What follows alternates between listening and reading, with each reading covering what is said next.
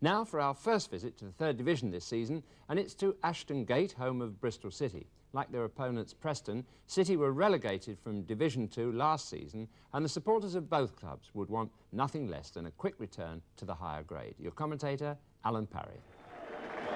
Ashton Gate is a First Division stadium that only 17 months ago was hosting First Division football. But relegation in successive seasons and a poor start to this season means that City are now closer to Division 4. The loss of players like Jerry Gow and Tom Ritchie has led to a reshaped side, but this lineup still contains 6 players with experience of First Division football. They include Scotsman Jerry Sweeney, one of City's longest-serving players, today making his 400th league appearance for them. And what a contrast to this quartet, all of whom are making their league debuts for Preston, having been signed in the last 7 days. From left to right, John Kelly from Tranmere Rovers, Tommy Booth and Gary Buckley from Manchester City, and Barry Dunn from Sunderland. So, in typical Tommy Docherty style, a Preston team with plenty of new names and a very positive 4-2-4 formation. The referee, Mr. Les Chapter from Torquay, and it's Preston in the white shirts who kick off. They'll be attacking from right to left. With only 6 points out of the last 24, it's essential that this new-look team blends together very quickly. That's not a particularly promising start.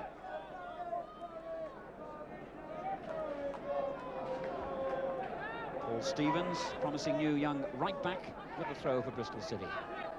McIntyre conceding another. Tommy Docherty just above the gangway there in the stand in his 20th year as a manager, and back where his career as a player started with Preston North End. Methods lay off, finding Aitken. And again, Whitehead revelling in that space down the City left. But what a good tackle by Coleman, the Preston captain. Whitehead persistent. Mabbott. Whitehead again. Played forward, and a good ball which Jimmy Mann is on the end of. The goalkeeper's committed himself and is in danger here. But luckily for Preston, Anderson was on hand to clear. Harford wins it back. Brighter stuff now from Bristol City. Although the shot at the end, disappointing. But a good build-up with Whitehead prominent then for Bristol City. The goalkeeper committing himself, and when the cross came in from the left, Anderson was on hand to clear. Musker has the skill to beat Anderson well. And Aitken. Hay, a measured build-up this from Bristol City. Whitehead again in space. And look at that pace. A fine cross too. And really, that proved how Whitehead can be so effective, going down the left-hand side. A good cross to the far post, aimed at Harford. And as well for Preston, that Tommy Booth was the man on the end of it.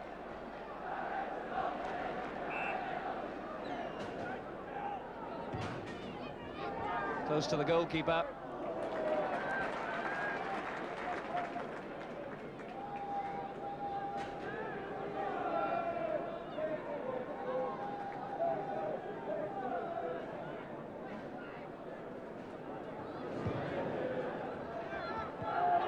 Very nearly bounced over Musker's head then. He got it at the second attempt. McIntyre for Preston. The bounce playing it straight into the path of Bruce. But a fine tackle by Stevens. A little unlucky with the clearance. Here's Aitken. And Whitehead coming deep to receive it. Hay on his outside if he needs him, and he does. Whitehead again. Mabbott. Across to cover is O'Riordan. That was aimed at Harford, and a good cross too. Oh, and then Litchfield did so well. The ball pulled back beautifully by Kevin Mabbott, and when the shot came in, Litchfield seemed to be going the wrong way, but changed his flight, and that was a very good save. And here's Kelly. Well, Tommy Docherty says he's got as much pace as another former Tranmere winger, Steve Coppell. Well, he had pace then, but perhaps his technique let him down.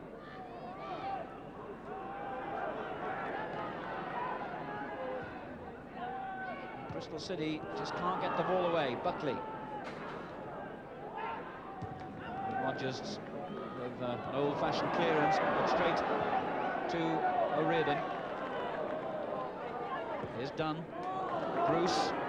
2 men for Preston inside the penalty area. Bruce goes it alone, though. Oh, and it nearly kept under Muller's body. Good skill that by Alex Bruce. Took on the defenders. The shot into that muddy patch just in front of the Bristol City goalkeeper, and it looked as though the ball might get through, but he dived on it and made a good save.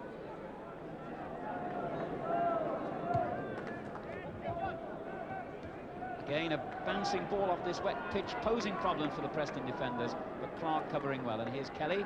And Hay wins the throw off him.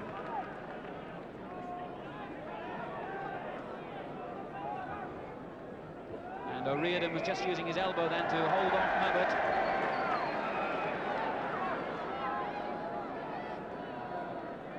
So Bristol City's free kick.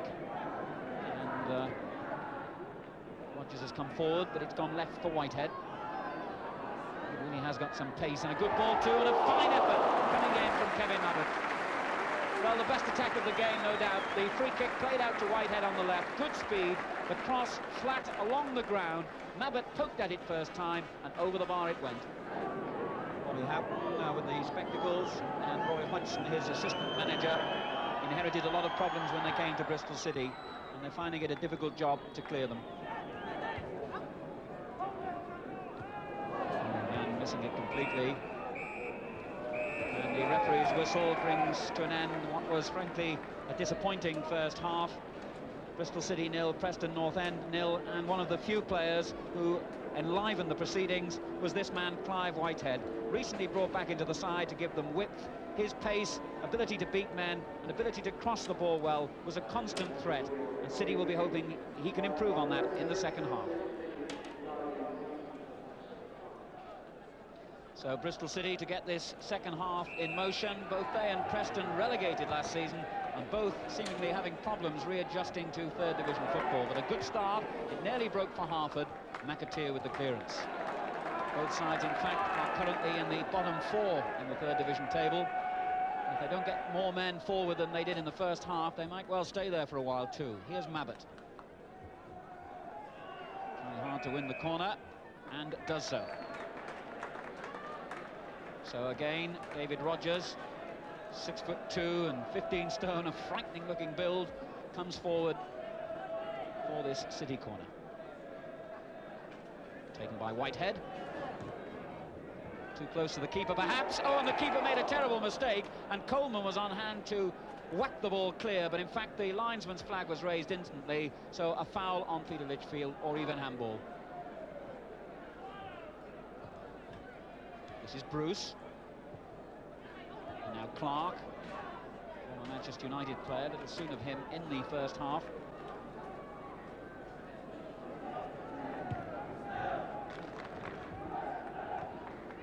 And a good layoff then by Buckley, showing some nice touches, I must say, in this game. Here's McAteer. Buckley again, intelligent positioning. Helped out by Bruce, but Stevens back for Bristol City.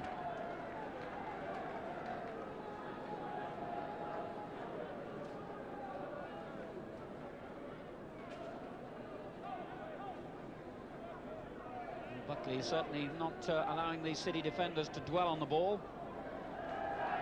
And Stevens' clearance going off Dunn, Bristol City's throw.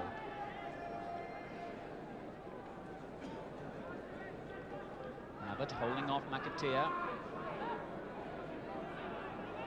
And here's Musker, now Aitken. Did well under pressure, Whitehead. Surely the main source of problems to Preston if City can only get a better service to them. And here's Jimmy Mann. This looks promising. Oh, a fine effort. And Mann making room for himself well then. Whitehead again, the instigator of that good move by Bristol City. Mann making room for the shot, which was only just over the Preston bar.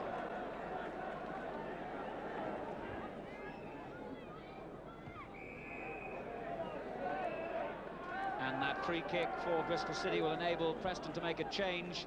John Anderson, who was doubtful before the match with an injury and who collected another one in the first half, obviously feeling the effects of that knock, he'll come off.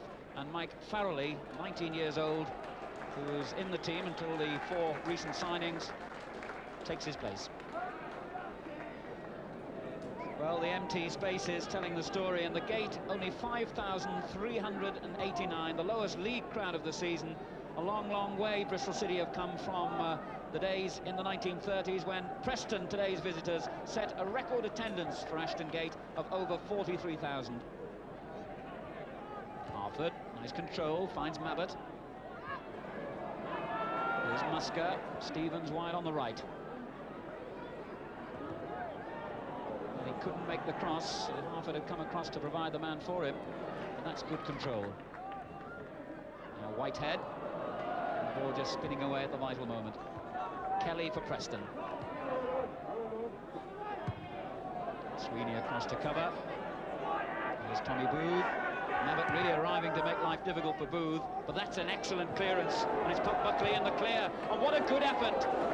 Well, that was intelligent thinking by Buckley. A great ball from the back by Tommy Booth over the heads of the defenders. Buckley quickly onto it. He spotted Muller slightly off his line, hit the ball on the half volley, and it was only just wide. 20 minutes to go then in this game, which has seen neither goalkeeper in any serious danger, except perhaps from their own defenders, as Coleman almost emphasised then.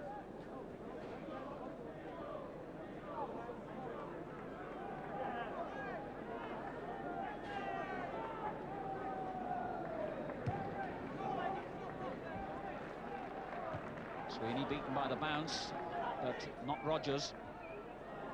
Here's Kelly. Oh, that's not a bad effort either from Kelly.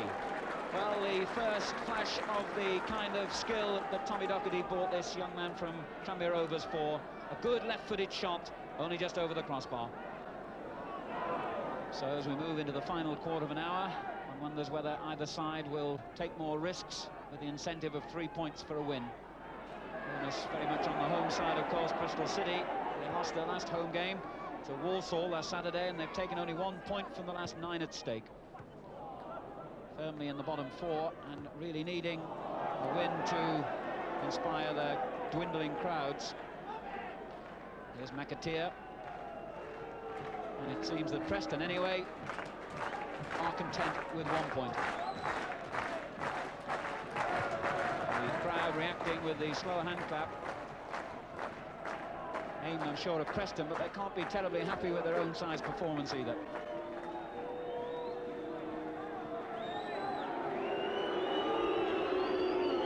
Now done for Preston.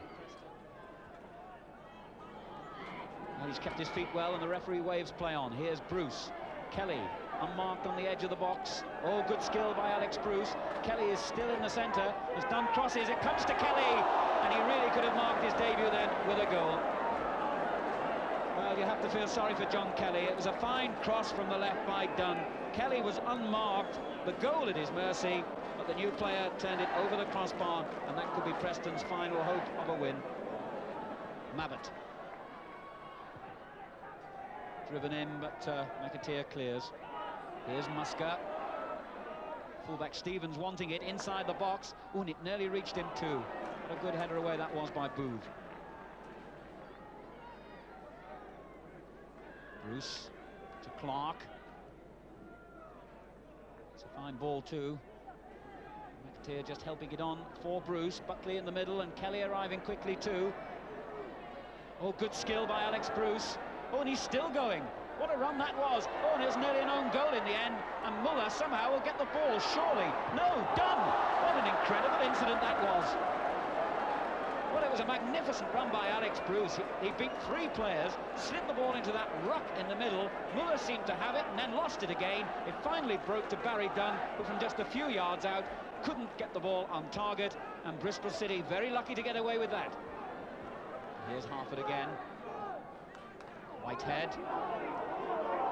Now then, 3 men in the middle here, but the cross came off O'Riordan, and Litchfield couldn't prevent it going behind for a corner, although he feels he did. And the referee has glanced at his watch because we're now into time added on for stoppages. Could there be late drama? No, there won't, because the final whistle has blown, and the boos and otherwise silence from this small crowd really, I think, underlining better than any words from me what's been a disappointing match. the chances, most of them fell to Preston North End, and two of their new players, John Kelly and Barry Dunn, missed the best two of all. Bristol City have got problems, Preston have two, but at least their new players might gel together and make the future a little brighter. The final score, Bristol City 0, Preston North End 0. What a pity when we do see a third division match and it turns out not only to be goalless, but I have to say it, rather drab. And I can understand supporters not finding what was offered exciting enough, although Tommy Docherty must have been reasonably contented with a point from his newly created team. His directors allowed him to buy a few relatively cheap players, but as Bobby Houghton explains, funds are so short at Ashton Gate, they have to find another route back to the top. It was your lowest league crowd of the season. Bearing in mind Bristol City's financial problems, how much longer can you go on surviving with those kind of attendances? Well, you survive if the attendances are so low that they don't match your expenditure. The income doesn't match your expenditure. You survive by selling players. Now, you know what we really need is to have some sort of form between now and Christmas, so that you know, we can get enough people in to prevent that happening. I mean, that's what happened throughout last year. We had hoped to get a better start than this, and therefore have avoided that situation. But I mean, if the crowds continue to be, if we continue not to win at home and the crowds therefore don't come, then you know, that's the continuing spiral that you're on, really. Do you feel you're doing enough to entertain those crowds when they do come along? Did you feel that you had enough players up front today, for instance? Yes, I mean, our goal scoring record is not bad. It's only the last two home games where we failed to score. Before that, I think we were probably the top goal scorers in this division. I think we scored 12 in the first 6 or 7 games. You know, people will always say that. I mean, we play with two players, two central attackers. We play with a winger, and we play with a supporting midfield player. Now, you know, you've got to be a brave man to play with more players committed to attack than that. You've been in the job for just about a year now. You obviously inherited a lot of problems when you came here, but it was relegation in your first season. You're down at the bottom of the third division table now. Do you feel personally under any pressure at the moment? Well, I mean, I think you always feel under pressure to get results. I mean, you mean, do I feel under pressure about losing my job? And in that respect, I don't really, because I don't think that the possibilities at the moment for anybody else to come in and change the situation are that great. It's a longer job than a year. It takes some patience. We're not going to be able to go out and buy players, and we're probably going to have to sell some. So really the answer is to produce your own, and you don't do that at a drop of a hat. It's a long process of finding them and then making sure the coaches that work with them are good, and that you give them a chance at the right time. Now, you know, that is the solution. Now, you know, if people lose patience and decide that they want to cut corners, then I can do nothing about that. But that's the situation. You know, if the people don't want to face that fact, then they obviously make decisions other than the ones I'm suggesting should be made. But it seems to me that you know, there aren't too many other ways to do it. If you can't go out and buy your players, you've got to produce them.